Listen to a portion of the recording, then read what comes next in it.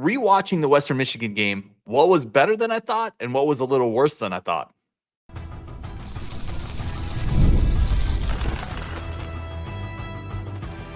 You are Locked On Badgers, your daily podcast on the Wisconsin Badgers. Part of the Locked On Podcast Network, your team every day.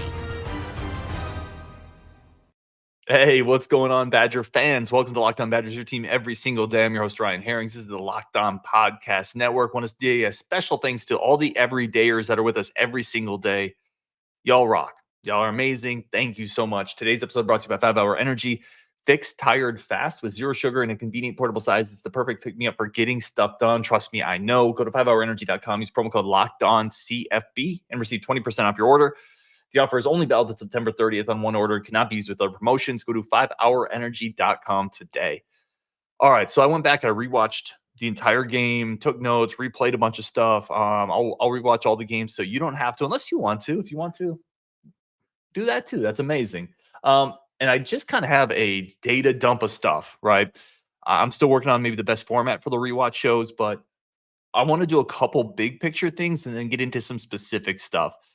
And there's a couple big picture good things and a couple big picture, I think, bad things that on the rewatch you can really focus in on. Like you get one impression of the game when you're watching it, but quite frankly, first game, I mean, I'm like this in a lot of games, right? Like you're just excited for the season and you're watching it, you're having fun, you're drinking, like you're eating, you're not analyzing it quite as closely. You're not rewatching a successful or an unsuccessful play 3 or 4 times to see what the fits were or what they schemed up. So it's really valuable, I think, to go back and rewatch it. Let's get into a big picture good thing. The running backs, I think, were even better than I thought. And I thought they were pretty good. Tawee and Chez, man, they ran like it mattered. And I know that's a hard thing to quantify. The stats don't necessarily show that. Both of those dudes, you know what it reminded me of? If you remember, was it 2017, the LSU Lambeau game, Wisconsin at LSU and Lambeau. Corey Clement in that game didn't have a great statistical game, but he ran like he ran like it mattered. He ran really hard. Chez and Tawee the entire game, man, legs churning, great low center of gravity, bouncing off tacklers. Even when they're hit in the backfield, typically needing 2 or 3 guys to bring them down. Both touchdown runs, the first one from Chez, and then the one from Tawee. Both those runs I thought were big time physical runs. Broke a tackle. In Tawee's case, he ran somebody over. I just thought, like, if that's what we get all year, and I have no reason to think it won't be from those two, all good, 100%. Statistically, it's not going to be the most prolific night in Wisconsin Badger running back history, but man, they ran hard. You just went back and watched it, and it is just churning legs. It is bouncing off people. It's getting the hand into the dirt to maintain balance. It's taking on a second guy. It's not running out of bounds. It's just they gave a crap, and they ran like they gave a crap. So I thought that was super encouraging. Big picture on the bad side, maybe on the rewatch, I thought the linebackers were a little worse than I originally thought. I just thought there were a lot of weird run fits, especially from veteran guys. Chaney, Thomas. Listen, Chaney's been here for a long time, coach's kid, and I've been super high on Chaney. And by the way, I also want to point this out, and I did this in my previous show too. Like, I don't, just because you see one thing in one game, it doesn't mean that the entire season is going to go like this. But we have one game to go on, and Western Michigan ran a lot of zone blocking concepts where the line is operating in sync. They're down blocking. They're trying to wash out the defensive line. And what Western Michigan was able to do successfully on a number of occasions was the back would press that hole, which meaning he's kind of running with the offensive lineman, and then he's going to cut back. And he had cutback lanes again and again and again. And that was happening because our defense line was getting washed down a little bit. But then that middle linebacker, that backside linebacker should be there to fill the cutback lane. And I thought Chaney overran that multiple times. I thought Thomas overran it. Well, on the very first drive, Thomas overran it. And it just, you got to fill that backside gap if you're that cutback gap, if you're that backside linebacker. And again, it felt like they took kind of a false step. And maybe this is where I will say week 1, maybe it was just a little bit of aggressiveness, right? It's Thomas's first game in Madison, first game as a Badger. You're probably running a little bit faster than what you want. You're maybe not reading your keys as well, but that's got to get better. I thought the linebackers were a little worse on the rewatch. A couple times Aaron Witt on the edge, not setting the edge or getting a little high on leverage. There was a really nice second and goal stop where Lowry came around the backside and tackled the running back. But on that play, Witt kind of got high and was getting driven back on the edge. Like if Lowry didn't make that play, I think Western Michigan scores there. A couple other plays where I thought Witt lost the edge. Now he had a great one on 4th and 1, but I just thought the linebacker discipline in the run fits, it wasn't very good. And there were some splash plays made by the linebackers. Pius and Lowry both had weak side track down tackles. Cheney had a couple really nice stops in the hole, like in the gap. And but on the backside stuff, setting the edge, Daryl Peterson had one in on Western Michigan's last touchdown where I thought he needed to set the edge again, and they got around him. And that was one where Lowry took kind of a weird false step and couldn't get outside to help cover up from Daryl Peterson not being able to set the edge a little bit better. And then from a pass rush standpoint, there weren't a lot of one-on-one individual wins from those edge linebackers where that's where the pressure has to come from. Like the pressure isn't suddenly going to come from the defensive line outside of maybe, maybe it's Hills, right? Providing some juice here and there for sure. And I think he can do more of that. I think he needs more snaps. We'll get into that. But I thought as a whole, the linebackers were a little more underwhelming than what I had originally thought. There were still some really nice plays. I thought Thomas had a couple really nice tackles. Certainly Cheney, like I said, had a couple. There were a couple track down tackles. Aaron Wood on that 4th and 1. But in between those, there was a whole lot of, I thought, bad run fits. It was weird. Christian Allegro looked good. A couple other people have said that. I thought on the rewatch, he really flashed a really nice tackle in the hole. And he's just physical. Like, if you see him and some of the other, like, if you see him and Cheney next to each other, Allegro's bigger. That is a big physical dude. And again, if you go back to the interview I did with Jackson Aker during fall camp in Platteville, I asked him, who are the two hardest hitters on defense?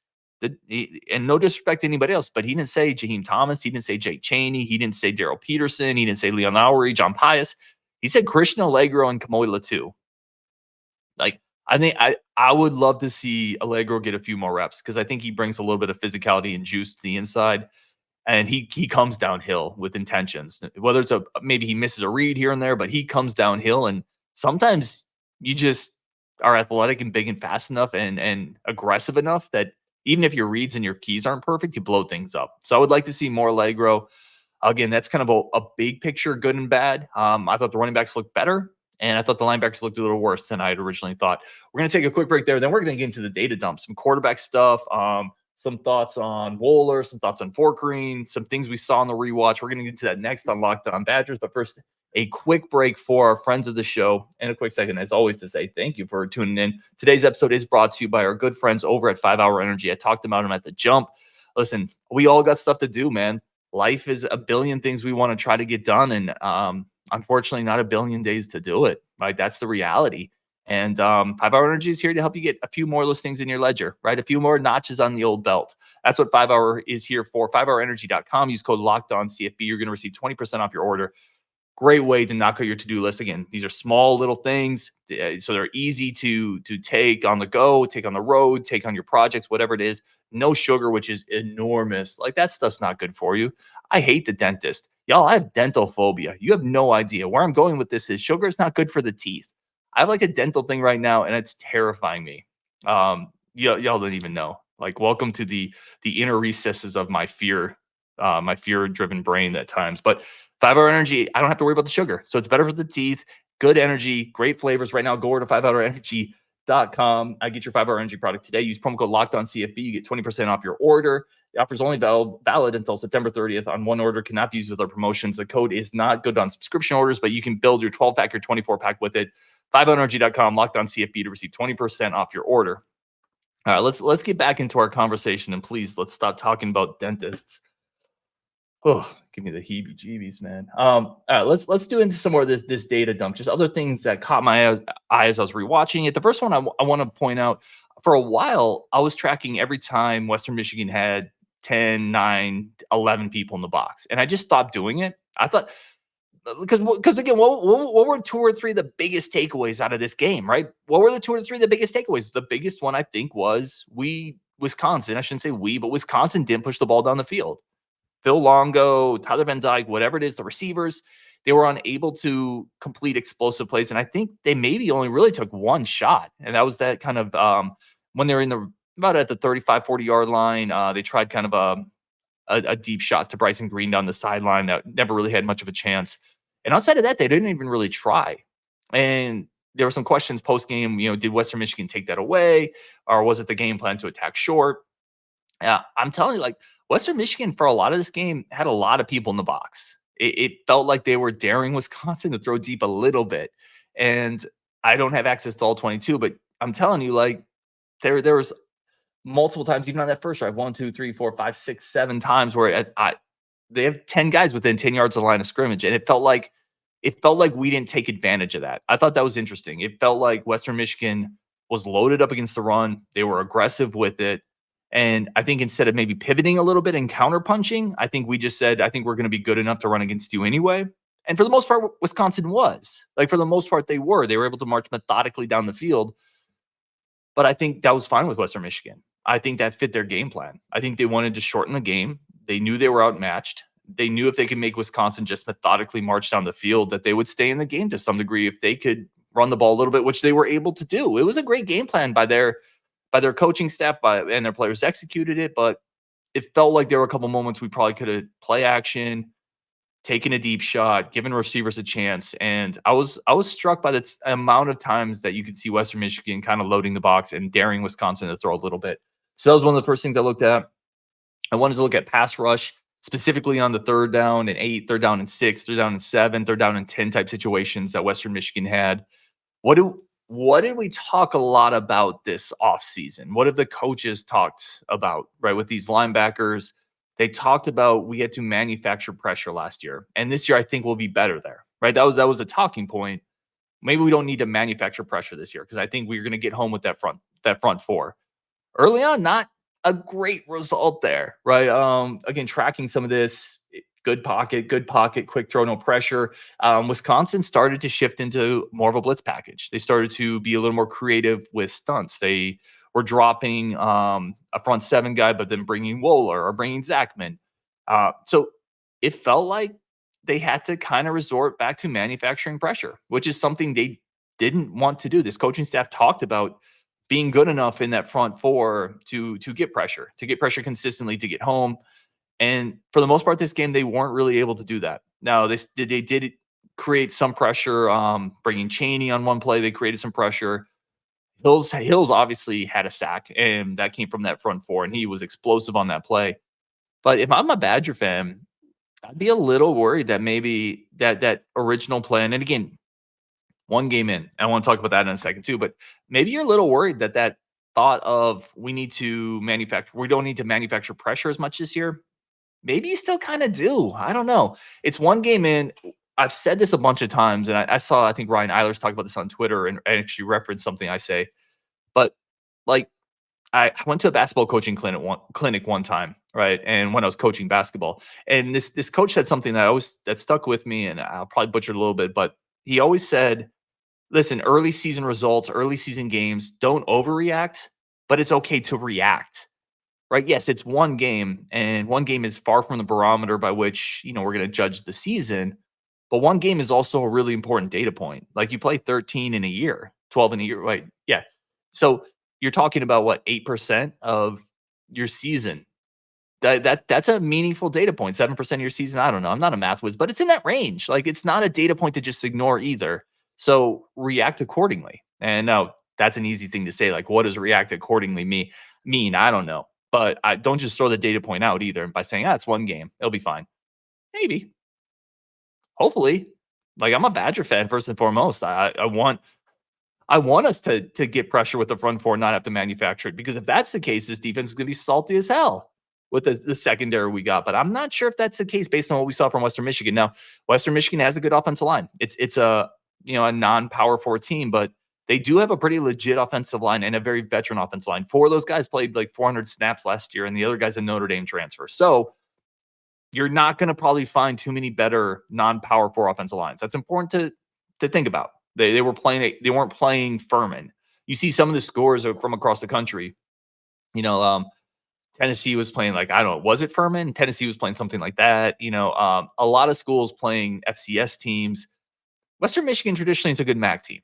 I'm not excusing any performances, but this is not an FCS team. This is not New Mexico State. This is a little better test, but it's still I still felt like we didn't get the pressure we had anticipated. So those were two things I was looking at. Um, I was impressed with Riley Nokowski blocking. Now we're just going to get into some of the data dump stuff. I thought they used him. They used him as a personal protector at times. Keeping it in to help block for Tyler Van Dyke. I thought he had the better blocking game between him and Ashcraft. Ashcraft, to me, watching the tight ends, and here's another guy that I'm a big fan of Ashcraft, but there's still moments at the point of contact, he gets really high, he loses his leverage, and he kind of gets stoned. A good instance or a good example of this was on the Chez Mellusi play in the third or fourth quarter near the goal line where Chez lost some yardage. And that was a play where kind of Nowakowski and Ashcraft, they both kind of got stoned, right? He didn't meet his guy with leverage. He needs to get a little lower, be a little more physical. I think it's coming. There were plays where he was good too. Like it's coming along, but he's not quite there yet. Let's talk about Yakimelli. That one to me is one of the more interesting little storylines that hasn't been talked about a ton. We came out of fall camp and I said, all right, who's the running back that might get lost like in this shuffle is going to get left out? We're like, all right, Chez is going to play, Tawee's going to play. I'm sure of that. Akers going to have a role. I'm not 100% sure what, but we saw it, right? We saw him leak out a little bit. We saw him catch a pass. We saw him run block a little bit. I thought he might get another touch or two, but that's kind of the Aker role. And then we're like, I don't know. Who's the next guy? Is it one of the freshmen? Is it Dupree? Is it Jones? You got to get him reps. And we all kind of said, I think Yakimelli is the kid who came to the dance without a dance partner, right? All these other kids are going to be tangoing, and Yak is going to be over by the punch bowl. Just, next year. Next year I'll have a date. And it turns out like he involved right away. I thought that was super interesting. And I like Yak from a skill set standpoint. He's a good sized kid. He's got good frame, enough speed. He's kind of reminds me of running style. He's not as fast, but the running style, I like a Garendo where he's a slasher. He's not going to make a bunch of cuts, make a bunch of people miss. But if there's a crease or a gap there, he's going to hit it pretty quick. Can catch the ball. He's got enough size to block. First drive of the game, they got him involved. Really interesting. Had a couple of really nice plays. I thought that was interesting. I'm happy for him. Like I'm happy for the kid. Stuck with the program, switched positions, and it looks like maybe he's third in line to get actual carries, even ahead of Aker. When you look at the touch distribution there, so that one was interesting to me. Listen, there's some stuff here we didn't like, and I've already talked about some of it. I freaking loved that first drive, 4th and 1 from your own 40.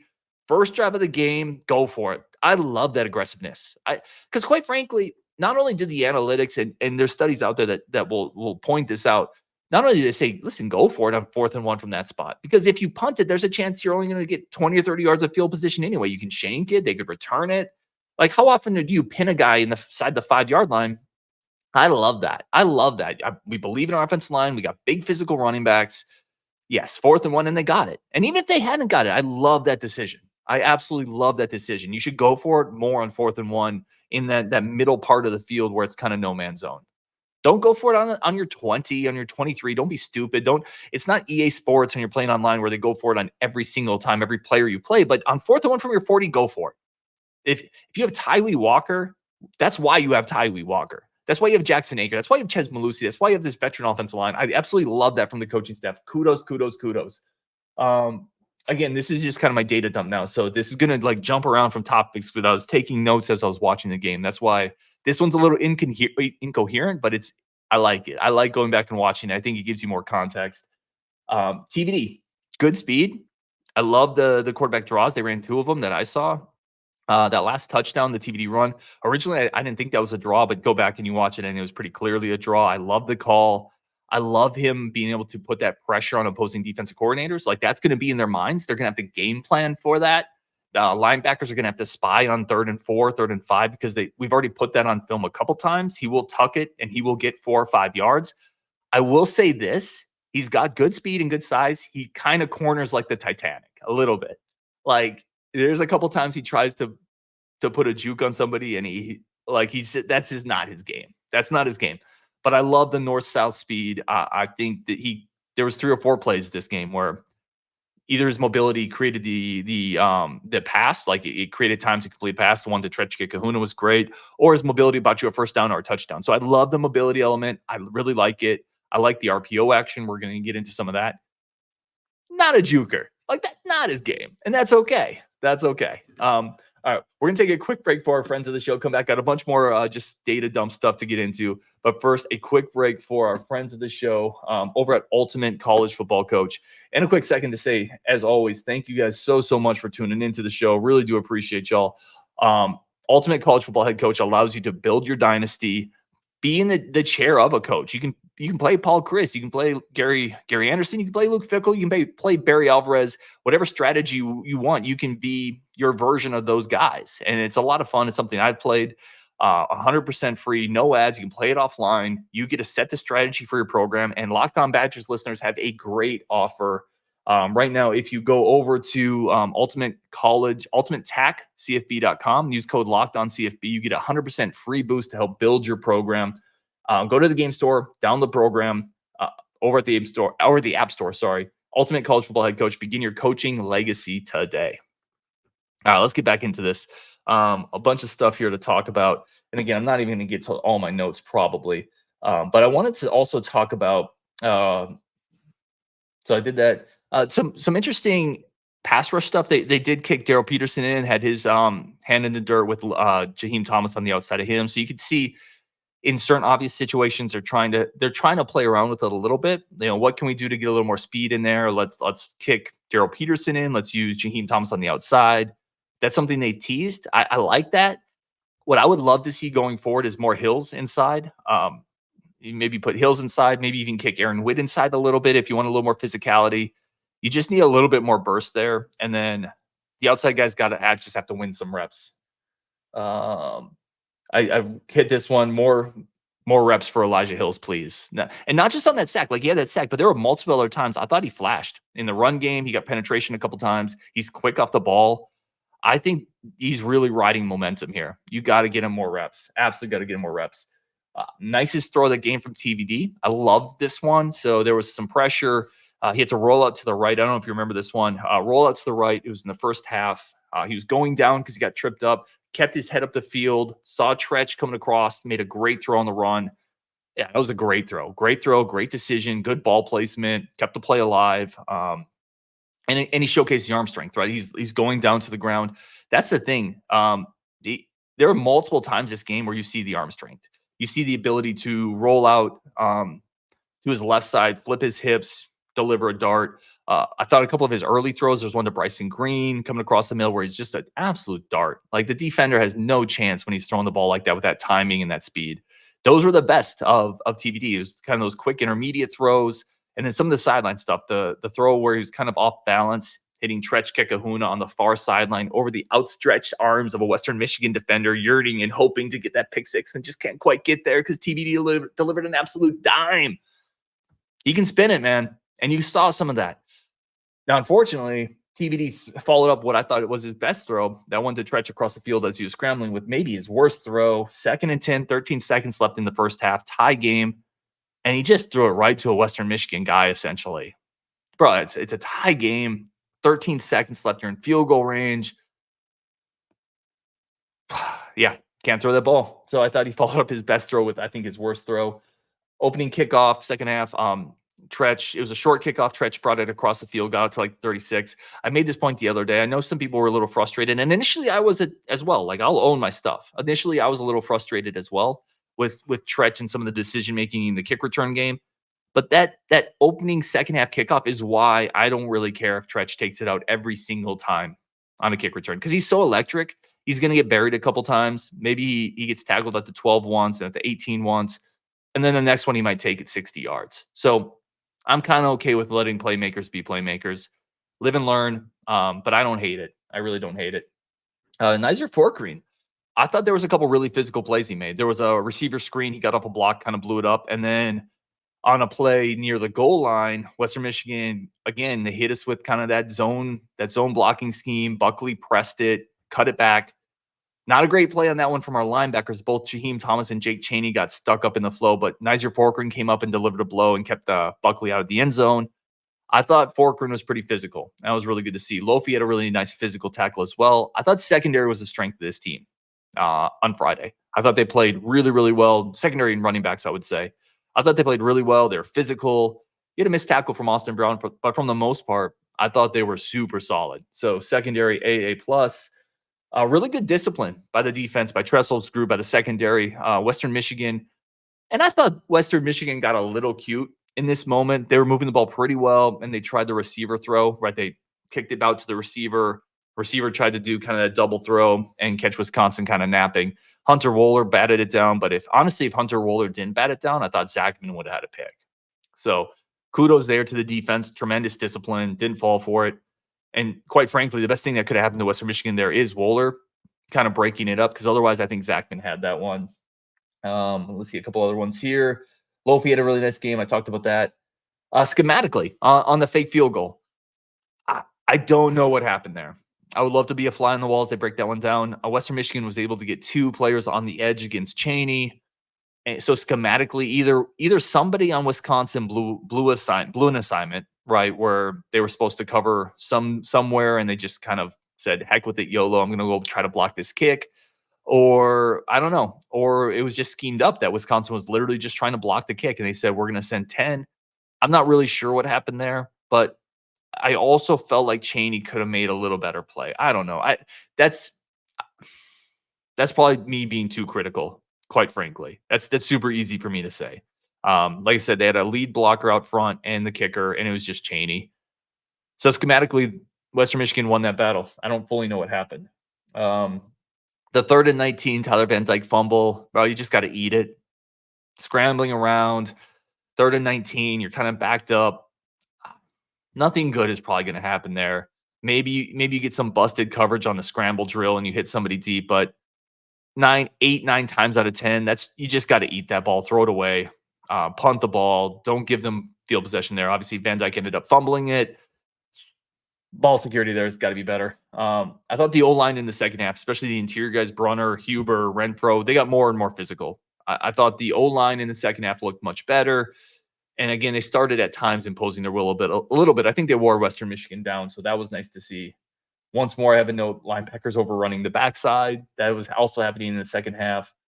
Tawee Walker, man, just an insane ability to get low. His leverage when at the point of contact when a defender is coming up to meet him, absolutely incredible. Love watching him run.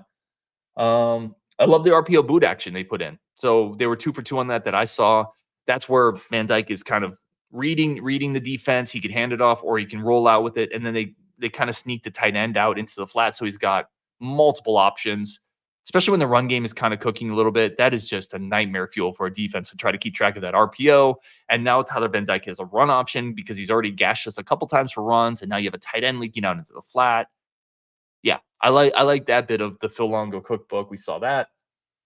And yeah, that's kind of my notes there. So listen, big picture, it's a data point. Don't ignore it because it does matter. It's not just week one, throw it away. It doesn't matter. No, it matters. But it's also there's a lot here that can get cleaned up. I imagine some of this is week one aggressiveness from the linebackers. I think I know if you're Tressel, if you're Mitchell, you're gonna get in there and you say, okay, guys, trust the eyes. We were getting a little too aggressive, and we just got to understand our fits. I think that'll happen. I think Hills really flashed. Tretch looked great. So let's get some of those guys more reps. I think that'll happen. And again, I think both running backs ran like it friggin' mattered, and that's important. I think you're going to get that from those two all year. And if you're going to get that, there are teams that are going to really struggle to keep Wisconsin off the field. And you saw it against Western Michigan. They just couldn't keep us off the field. So there's good and bad. Good and bad on the rewatch.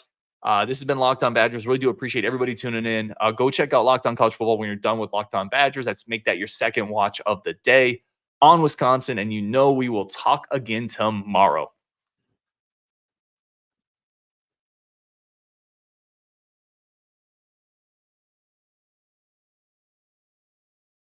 I think it's over.